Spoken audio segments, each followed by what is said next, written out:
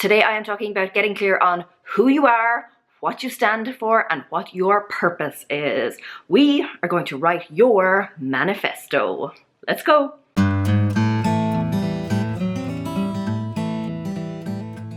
Hi guys, it's Laura from How to Get Your Shit Together, and I help you get organized, get motivated, and get clear on where you're going. So, what is a manifesto?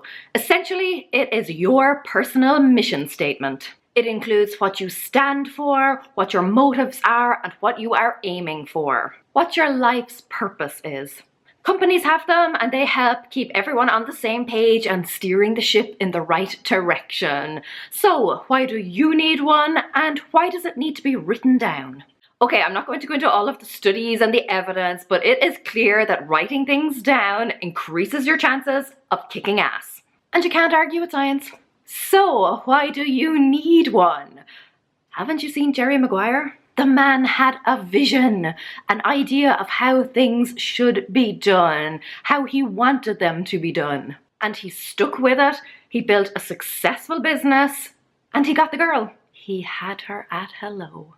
A personal mission statement is important for you to define your principles, your moral compass, and the standards that you are going to live your life by, the path that you are going to take in your life, and how you are going to live and breathe it. It's not a to-do list or a list of resolutions.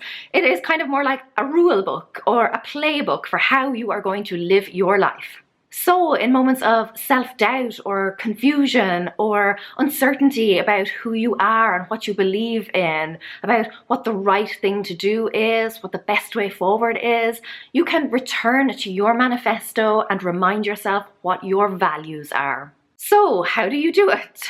You start by sitting down and getting serious with yourself about what your strengths and weaknesses are. There is no point trying to align your goals with things you're just not good at.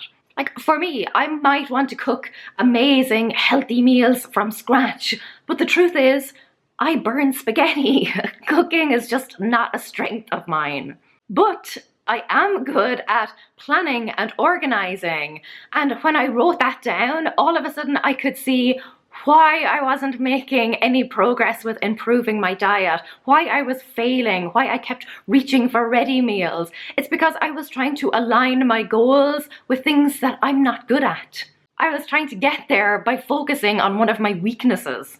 Instead, I can use my planning skills to plan out meals for the week. I can use my love of list writing to get myself a decent grocery list. I can use my organizational skills to prep meals and snacks in advance. Basically, I can focus on the things that I am good at and put those into practice rather than relying on the thing that I am worst at. You can set yourself up for success by seeing what your strengths are and then working those into your daily life as often as possible. Use those to get you where you want to go. If you're not good at something, so be it. We all have our weaknesses. You don't have to include those in your actual manifesto. They are just part of the evaluation process, the reflection process. Instead, focus on how your strengths can help you solve problems.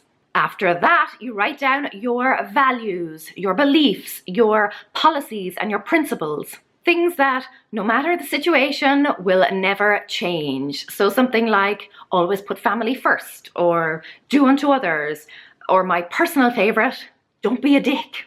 You know, rules that you live by, personal creeds. One of my policies is that, if at all possible, I will always try to help another mother that seems to be struggling. Having been through postnatal depression, I know how hard motherhood can be and how big a difference even just a kind word can make. So now, on principle, I will always help if I can. It doesn't matter if it inconveniences me. It doesn't matter if I would rather be doing something else.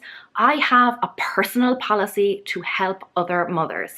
I also try to promote positivity when I can and just bring a smile to someone's face. You might feel very strongly about veganism and preventing cruelty to animals, or about recycling and protecting the environment. Whatever it is, write down the principles and the beliefs that you have at your core. The things that make up who you are and dictate what you do and how you live your life. And then in moments of doubt, you can just return to that and your decision should be a lot easier. Because when you are clear on what your values are, it is so much easier to align your life to them.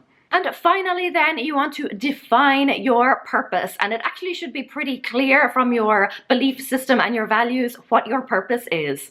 Mine is to spread positivity and to help other mothers, to ease their burden, to help them feel a little bit more in control of their lives. It should also be pretty clear from your strengths and weaknesses how you are going to do that, what is the best way to do that, and where you may need to draft in some help. Until I sat down and wrote this, I honestly actually had no idea that my purpose was to help and inspire others, particularly mothers, and just to spread a little light in the world. Is that a little baby squirrel?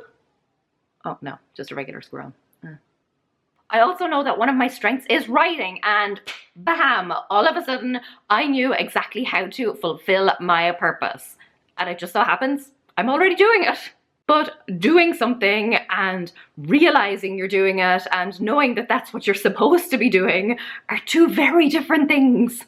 Another very firm belief of mine is that women should be respected just as much as men. That we should be revered for our intellect and our emotional intelligence and not seen as or treated as objects. That we should be considered whole just as we are, not in reference to something else like motherhood or marriage. Again, I can make sure that my actions reflect that. So personally, I don't click on any articles that seem to objectify women. I don't give my time and attention to people or places that support that. I don't tolerate any behavior that condones or promotes that. So if you are feeling stuck in your life, if you cannot seem to figure out why the things you want never seem to get done, if you're unclear on what your priorities are or where you're going, then write your manifesto. List your strengths and weaknesses, and then acknowledge the things that you're just not good at and stop focusing on those and relying on those. Instead, look at how your strengths will help you. Then dig deep into your core and find out what your values are. What do you want to promote and see more of, even if you have to go out of your way to do it? And what are the things that you absolutely will not tolerate? What is it about you that will not change? And then combine those, and your future and the actions that you need to take should become crystal clear. Leave it somewhere you can see it, or go back and reread it in times of doubt, in times of confusion, when you're at a crossroads, when you are struggling, and everything you need to learn and do will be in those lines. You will be able to map your behaviors to your beliefs and to take action from a place of strength. That is why a manifesto is so important. It is a written declaration of who you are and what you stand for. Give this video a thumbs up if you are going to sit down and write your manifesto. Comment below and let me know what is one of your strengths, and then go use it to do something amazing. Until next time, Gura míle maith agaibh, agus feicim mé sibh go luath. Slán!